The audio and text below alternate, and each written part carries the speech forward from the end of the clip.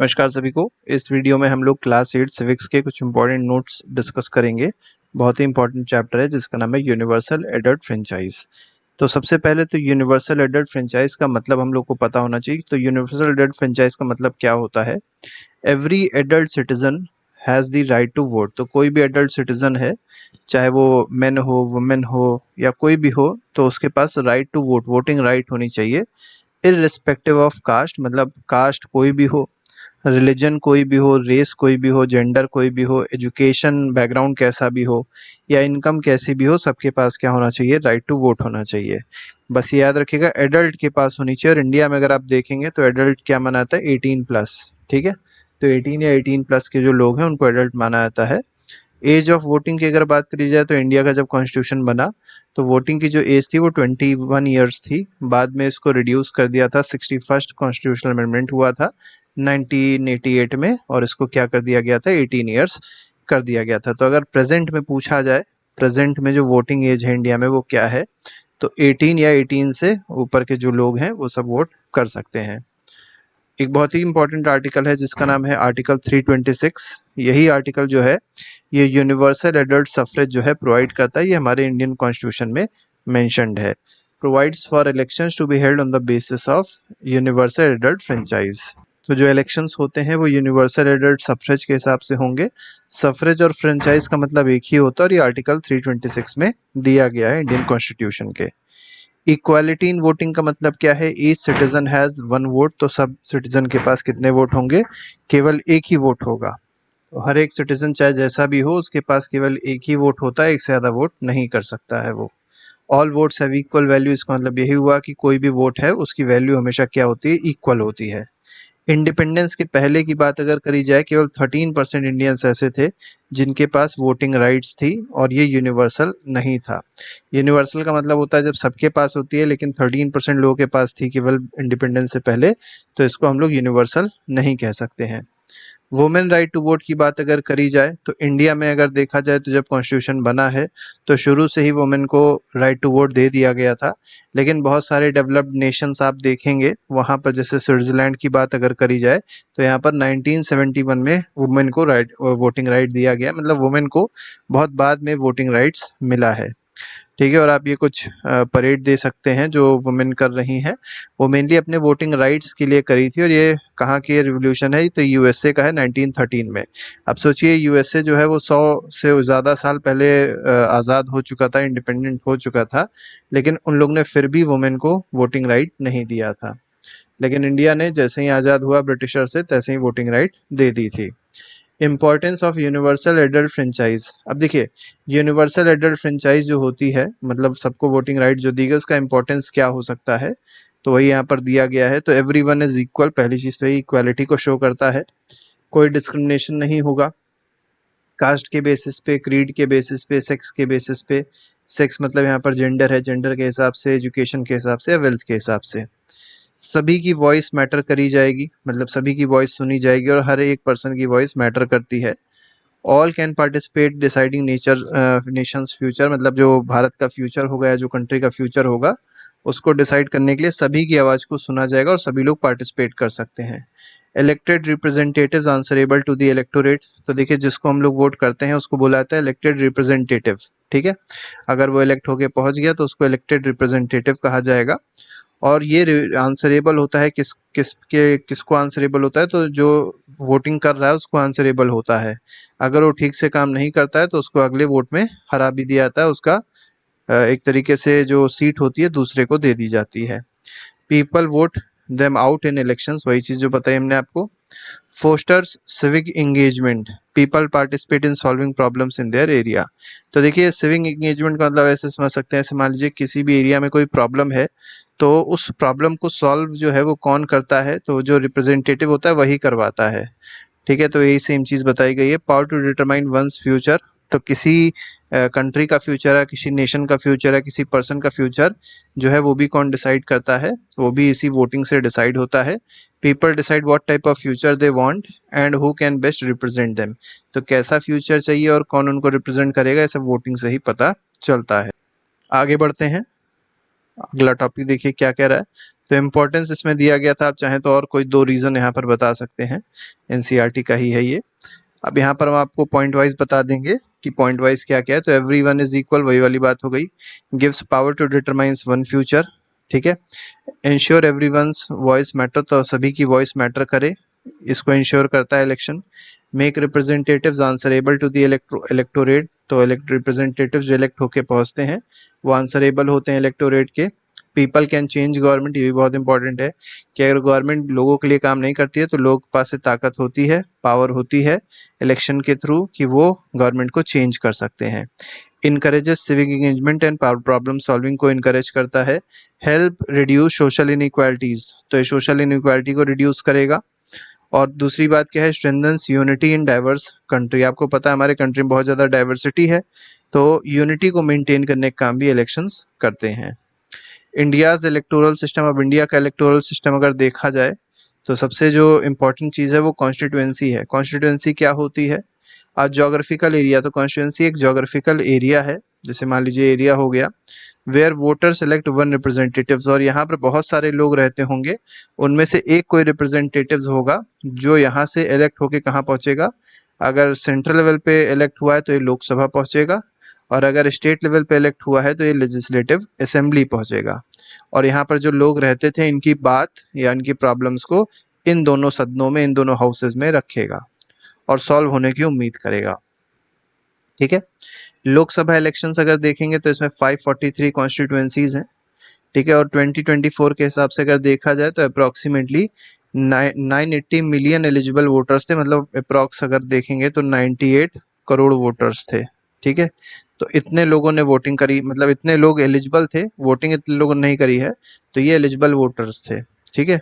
Approximate 66% voting रहती है, ठीक है। तो इतने ज़्यादा वोटर्स थे। इसके बाद 543 पार्लियामेंट्री कॉन्स्टिट्यूंसीज थी और ओवर 1 मिलियन पोलिंग स्टेशंस बनाए गए थे, मतलब 10 लाख आप समझ सकते हैं पोलिंग स्टेशंस ओवरऑल इंडिया में बनाए गए थे। अदर इलेक्शंस अगर देखा है दूसरे और कौन से इलेक्शंस होते हैं, जैसे स्टेट लेजिस्लेटिव असेंबली का इलेक्शन होता है, लोकल गवर्नमेंट का इलेक्शन होता है जैसे पंचायत हो गया और म्यूनसिपैलिटीज हो गया, इनका भी इलेक्शंस होता है और इन सभी में जो कॉमन पब्लिक होती है वही वोटिंग करती है। India has 3.1 million elected representatives, तो कितने इलेक्टेड रिप्रेजेंटेटिव्स हैं इंडिया में? अप्रॉक्सीमेट 3.1 मिलियन, ठीक है। 1 मिलियन में 10 लाख होता है, तो अप्रॉक्सीमेटली 31 लाख इलेक्टेड रिप्रेजेंटेटिव्स हैं, जिसमें से 1.3 मिलियन मतलब 13 लाख जिसमें कौन है? महिलाएं हैं, वुमेन है। और ये मैक्सिमम कहाँ पर है? पंचायत और म्यूनसिपैलिटीज़ में, क्योंकि वहाँ पर अगर आप देखेंगे तो 33% रिजर्वेशन दिया गया है वुमेन को।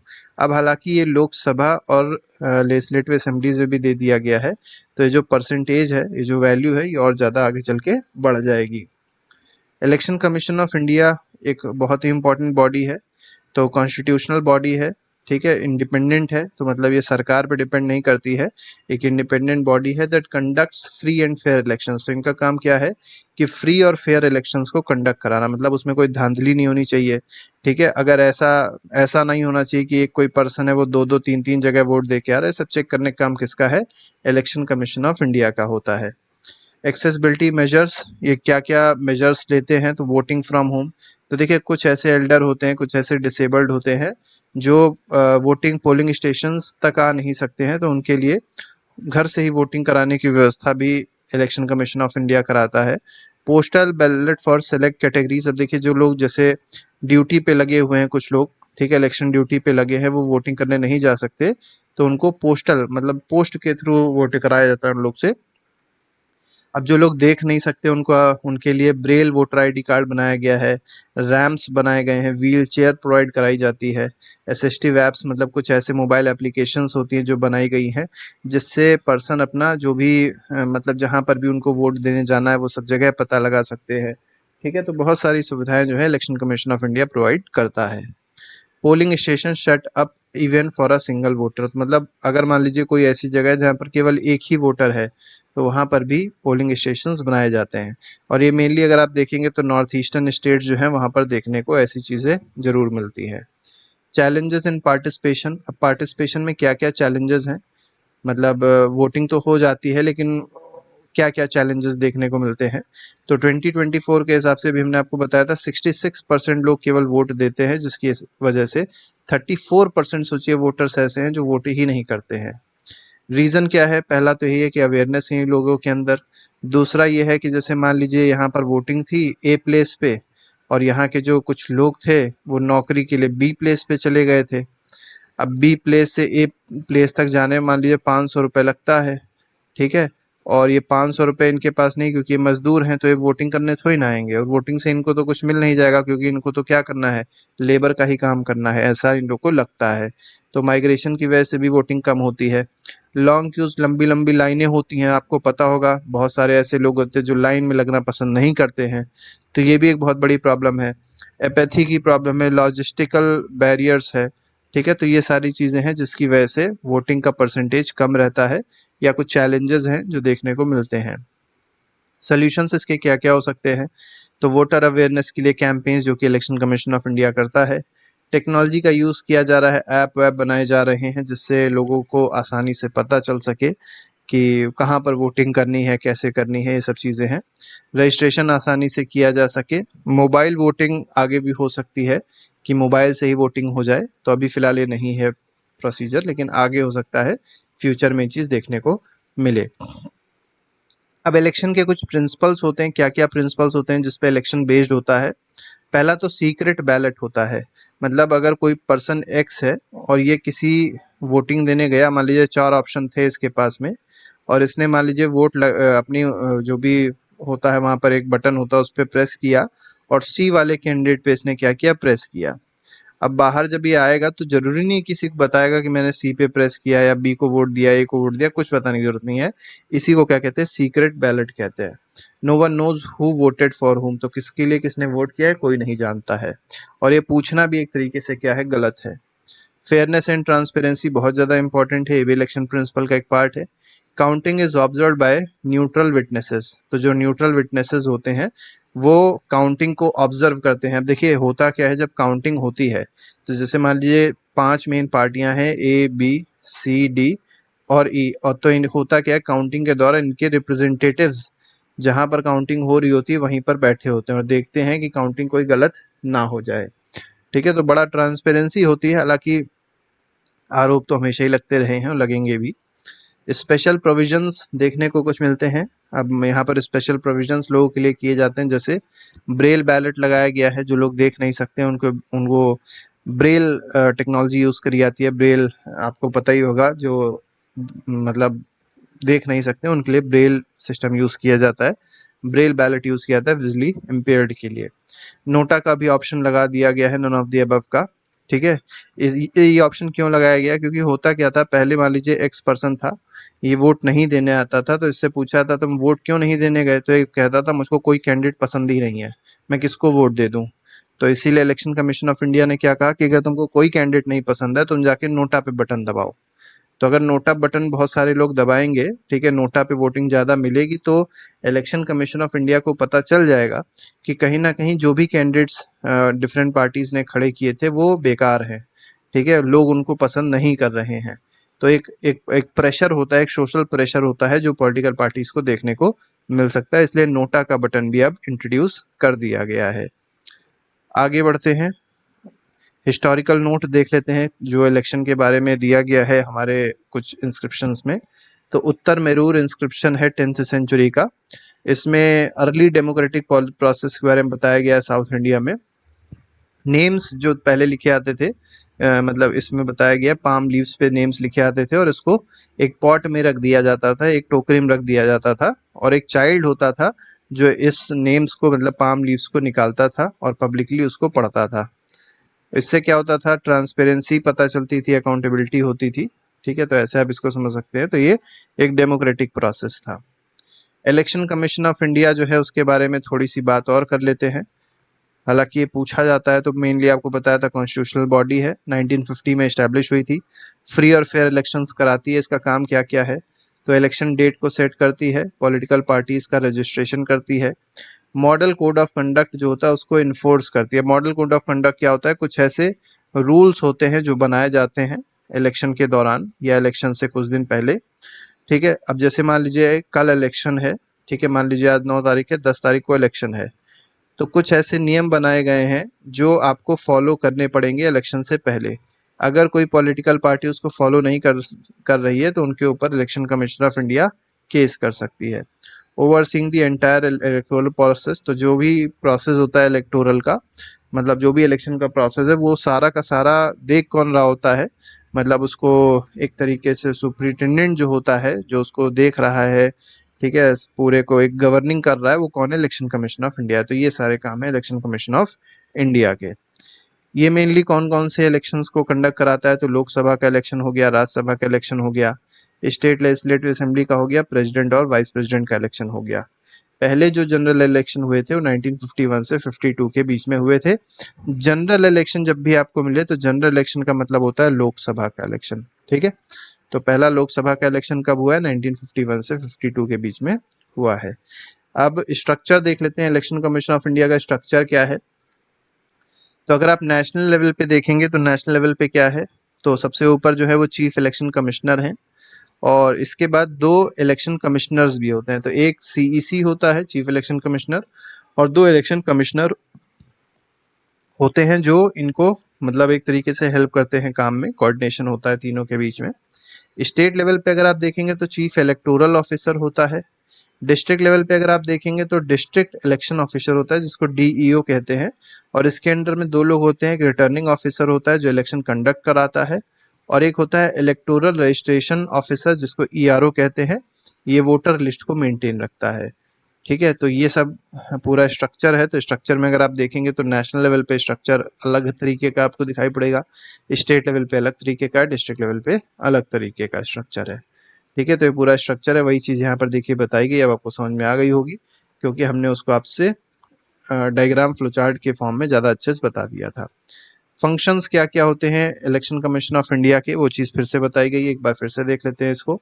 Setting election dates and schedules, तो इलेक्शन डेट को सेट करना, शेड्यूल सेट करना, पॉलिटिकल पार्टीज को रजिस्टर करना, पूरे इलेक्टोरल प्रोसेस को सुपरवाइज करना, MCC model code of conduct को इन्फोर्स कराना, टेक्नोलॉजी को यूज़ करना, जैसे EVM electoral voter machine, voting machine use करी जाती है, वीवीपैट यूज़ किया जाता है। चलिए आप लोग कमेंट बॉक्स में बताइएगा वीवीपैट का फुल फॉर्म क्या है, ठीक है, इसका आप लोग फुल फॉर्म जरूर बताइएगा, वीवीपैट का फुल फॉर्म क्या है।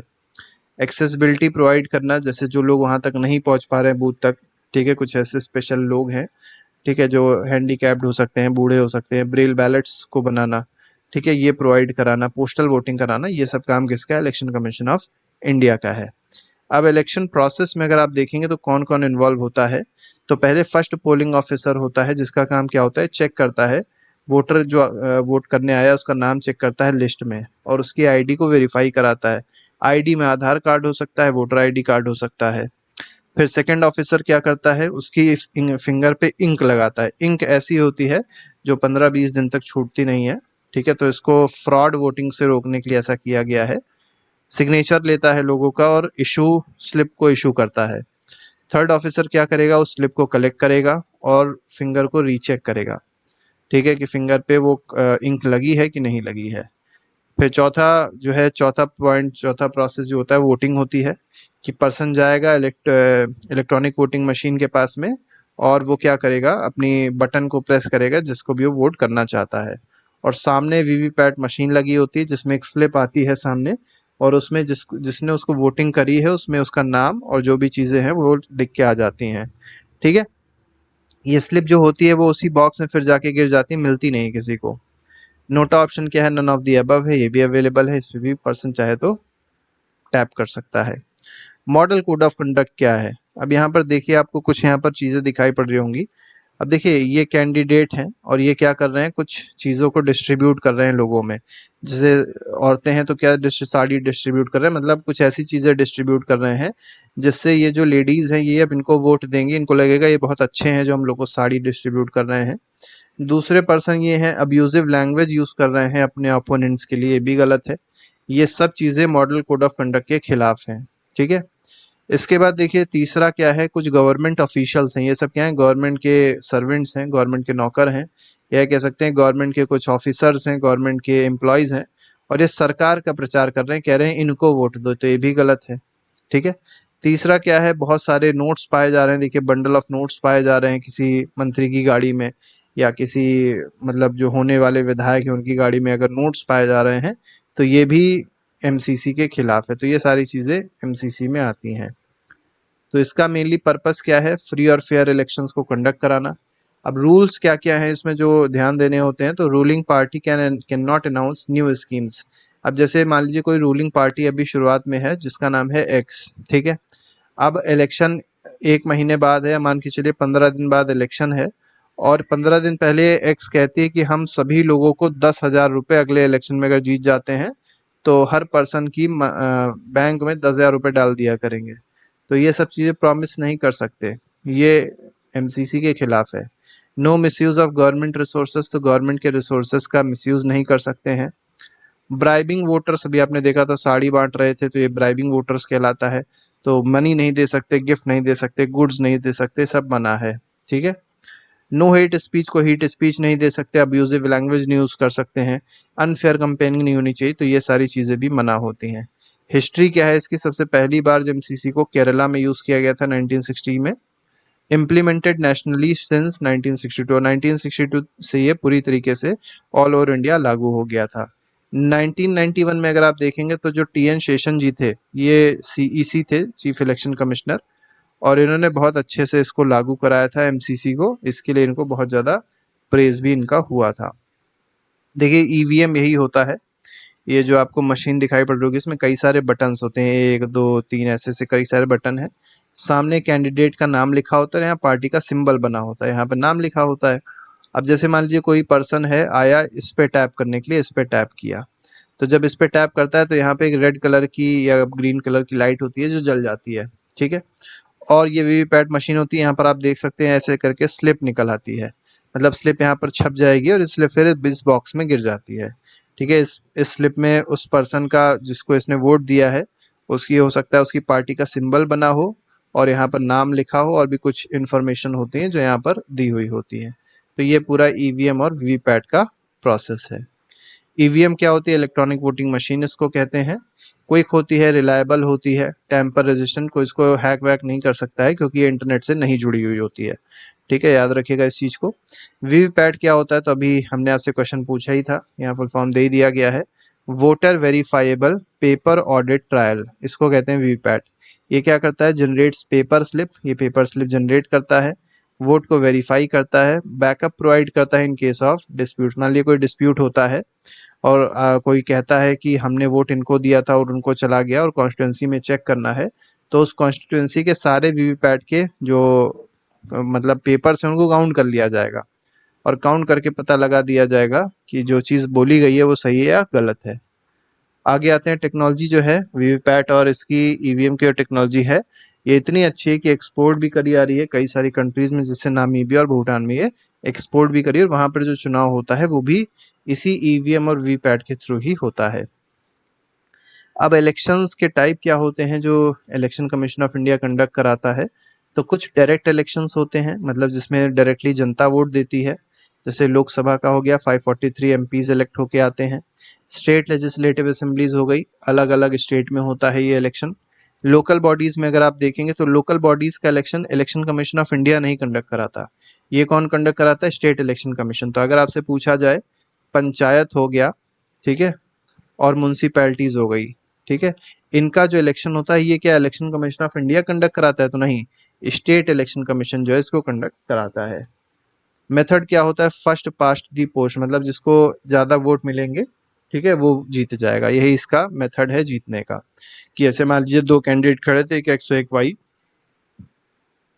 टोटल कैंडिडेट्स थे 100 जिन्होंने वोटिंग करी, इनको मिले मान लीजिए 59, इनको मिले बाकी 31, कौन जीता है, जीत गया, सिंपल सी बात, ठीक है। आगे बढ़ते हैं, इनडायरेक्ट इलेक्शंस क्या होते हैं, जैसे राज्यसभा के जो मेंबर्स होते हैं उनका जो चुनाव होता है उसको कहते हैं इनडायरेक्ट इलेक्शन। अब इसको राज्यसभा के मेंबर्स को कौन इलेक्ट करके भेजता है, तो जो इलेक्टेड बाय एमएलएज, जो मेंबर ऑफ लेजिस्लेटिव असेंबलीज होती हैं उनके जो मेंबर्स होते हैं, ठीक है, लेजिस्लेटिव असेंबलीज के जो मेंबर्स होते हैं वो राज्यसभा के मेंबर्स को चुनते हैं। और जो मेथड है उसका नाम है सिंगल ट्रांसफरेबल वोटिंग सिस्टम, ठीक है। प्रेसिडेंट के चुनाव कैसे होगा, तो ये मतलब इनमें कौन कौन पार्टिसिपेट करेगा, तो मेंबर ऑफ पार्लियामेंट, मतलब इसमें दो चीज़ें आ गई, लोकसभा भी आ गया, राज्यसभा भी आ गया, इनके जो मेंबर्स हैं। और कैसे मेंबर्स पार्टिसिपेट करते हैं, इलेक्टेड, ठीक है, नॉमिनेटेड नहीं, क्योंकि राज्यसभा में 12 मेंबर्स ऐसे होते हैं जो नॉमिनेट करता है प्रेसिडेंट, वो वोटिंग नहीं कर सकते हैं प्रेसिडेंट के इलेक्शन में, ठीक है।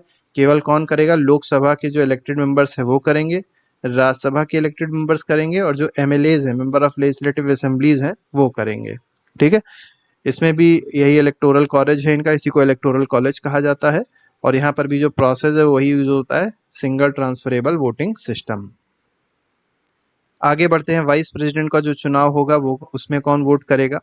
तो वाइस प्रेसिडेंट के चुनाव में elected by MPs of both the houses. अब एमपीज में कौन आ गया, लोकसभा भी आ गया और राज्यसभा भी आ गया। और यहाँ पर इलेक्टेड एमपीज की जरूरत नहीं है, इलेक्टेड हो चाहे नॉमिनेटेड हो, सभी वोट कर सकते हैं वाइस प्रेसिडेंट के चुनाव में, ठीक है। और यहाँ पर भी वही सेम सिस्टम है, सिंगल ट्रांसफरेबल वोटिंग सिस्टम होता है। राज्यसभा को क्या कहा जाता है, काउंसिल ऑफ स्टेट्स भी कहा जाता है। अब यहाँ पर आप देख सकते हैं एमएलएज हैं, प्रेसिडेंट ऑफ इंडिया जो है 12 मेंबर को नॉमिनेट करता है, वोट इन डायरेक्ट इलेक्शंस, ठीक है। ये सारी चीज़ें बताई गई, इसका कोई मतलब नहीं, हम आपको पूरा वैसे ही समझा चुके हैं। Rajya Sabha members are elected by MLAs through indirect election, तो वही देखिए हमने आपको बता रहे थे, वही चीज़ लिखी गई है। While president nominates 12 distinguished individual, तो 12 लोगों को प्रेसिडेंट नॉमिनेट करता है, बाकी राज्यसभा के मेंबर्स होते हैं उनको एमएलए ही इलेक्ट करके भेजते हैं। Seat allocation is based on state population, याद रखिएगा कितनी सीट किस स्टेट में होंगी, ठीक है। ये किससे डिसाइड होता है, पॉपुलेशन से डिसाइड होता है कि स्टेट की पॉपुलेशन क्या है। जैसे सबसे ज़्यादा पॉपुलेशन उत्तर प्रदेश की है, तो उत्तर प्रदेश में अगर आप लोकसभा की सीटें देखेंगे तो 80 हैं, राज्यसभा की सीटें देखेंगे तो 31 हैं, ठीक है। और अगर लेजिस्लेटिव असेंबली की सीट देखेंगे तो 403 है, ठीक है। तो ये चीज़ याद रखिएगा। चलिए आप लोग कमेंट में बताइएगा, आप जिस भी स्टेट के हैं वहाँ पर लोकसभा की सीटें कितनी हैं, लोकसभा की सीट आपके स्टेट में कितनी है, आप जिस भी स्टेट के हैं उसमें आप ढूंढिएगा और बताइएगा कि आपके स्टेट में कितनी लोकसभा की सीटें हैं। जिस स्टेट का मैं हूँ मैंने तो अपना बता दिया, आप लोग भी अपना जरूर बताइएगा। राज्यसभा परमानेंट हाउस है, कभी ये डिसॉल्व नहीं होता है।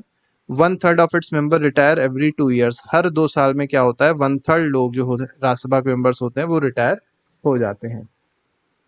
इससे कंटिन्यूटी बनी रहती है और कभी राज्यसभा डिसॉल्व नहीं होती, कभी खत्म नहीं होती है। MLAs vote using a single transferable voting system, ranking candidates bye preference. अब यहाँ पर प्रेफरेंस देनी होती है कि हम पहले प्रेफरेंस पे इनको चाहते हैं इलेक्ट करना, दूसरा प्रेफरेंस, तीसरा प्रेफरेंस, चौथा प्रेफरेंस, ये प्रेफरेंस देना होता है, ठीक है। तो प्रेफरेंस प्रेसिडेंट और वाइस प्रेसिडेंट में दिया जाता है, हालांकि बहुत लंबा प्रोसेस है, इसको भी बताने कोई फायदा नहीं है। रिजर्व सीट्स होती हैं कुछ, जैसे लोकसभा में अगर आप देखेंगे तो 84 रिजर्व सीट्स हैं किसके लिए, शेड्यूल कास्ट के लिए, और 47 रिजर्व सीट किसके लिए होती है, शेड्यूल ट्राइब के लिए। वो इसलिए होती है कि इनका रिप्रेजेंटेशन भी बहुत ज़्यादा जरूरी है, क्योंकि वीकर सेक्शन ऑफ सोसाइटी और इनका रिप्रेजेंटेशन अगर मान लीजिए नहीं होगा तो इनकी बात लोकसभा और में रखना थोड़ा सा टफ हो जाएगा, और जब ये रिप्रेजेंटेशन हो जाएगा तो ये लोग खुद ही अपनी बात को लोकसभा तक रख सकते हैं, इसलिए ये चीज़ मेनली करी गई है। चैलेंजेस जो ईसीआई फेस करता है वो क्या क्या हैं, क्या क्या challenges election commission of India को फेस करने पड़ते हैं। तो पहला तो चैलेंज यही है कि बहुत ही ज़्यादा मनी पावर यूज़ होता है कैंपेन में। आपने देखे होंगे जब भी कैंपेन होते हैं, चाहे वो लोकसभा के चुनाव में हो चाहे लेजिस्लेटिव असेंबली के चुनाव में हो, तो बहुत ज़्यादा पैसा खर्च होता है, ठीक है। क्रिमिनल रिकॉर्ड होते हैं बहुत सारे, जो भी कैंडिडेट्स खड़े होते हैं उनके क्रिमिनल रिकॉर्ड बहुत सारे होते हैं, तो ये भी एक बहुत बड़ा चैलेंज है। वोटर एपैथी, अर्बन एरियाज लो टर्नआउट, ये भी बहुत बड़ी प्रॉब्लम है कि जो अर्बन एरियाज होते हैं वहाँ पर लोग वोट ही नहीं करने जाते हैं। Influence of media and fake news, देखिए आजकल ये फेक न्यूज़ बहुत बड़ी प्रॉब्लम बन गई है कि कोई नेता है या कोई कैंडिडेट है, अगर मान लीजिए उसने कोई बात कही, ठीक है, तो क्या होता है उसकी ही बात को दूसरी तरीके से पेश कर दिया जाता है, और कुछ एआई टूल्स यूज़ करके हो सकता है उसकी लैंग्वेज ही बदल दी जाए, उसने जो बात बोली उसको ही बदल दिया जाए, इसी को फेक न्यूज़ कहते हैं। ये आजकल की बहुत बड़ी प्रॉब्लम है जो देखने को मिलती है। अब इसका वे फॉरवर्ड क्या हो सकता है, क्या चीज़ें हो सकती हैं जिसकी वजह से कुछ इम्प्रूवमेंट देखने को मिले।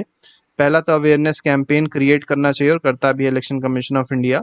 दूसरा, stricter checks on candidate funding and criminal background, मतलब जो भी कैंडिडेट खड़े हो रहे हैं उनकी फंडिंग कहाँ से आ रही है, कैसे फंडिंग कर रहे हैं, किस तरीके से फंडिंग कर रहे हैं चुनाव की, उसको अच्छे से चेक करना चाहिए। क्रिमिनल बैकग्राउंड को चेक करना चाहिए। टेक्नोलॉजी का यूज़ बहुत ज़्यादा करना चाहिए, बहुत अच्छी तरीके से करना चाहिए। ड्रोन से सर्विलांस किया जा सकता है, ठीक है। और कहीं ना कहीं टेक्नोलॉजी से जैसे सोशल मीडिया, उससे पार्टिसिपेशन लोगों का इंक्रीज किया जा सकता है वोटिंग में, ठीक है। यूथ बहुत इंपॉर्टेंट है, यूथ को एम्पावर करना चाहिए, और जो भी पहली बार वोटिंग करने जा रहा है उसको as soon as possible registration कराने की भी कोशिश करनी चाहिए इलेक्शन कमीशन ऑफ इंडिया को। तो इस तरीके से पूरा चैप्टर था जो हम लोग ने डिस्कस किया। इसके अलावा हर एक चैप्टर के जो भी नोट्स एमसीक्यूज हैं वो बना दिए गए हैं, आप प्लेलिस्ट में जाके देख सकते हो, अपना रिविजन अच्छे से कर सकते हैं। अभी के लिए फिलहाल नहीं, thank you very much, goodbye, जय हिंद।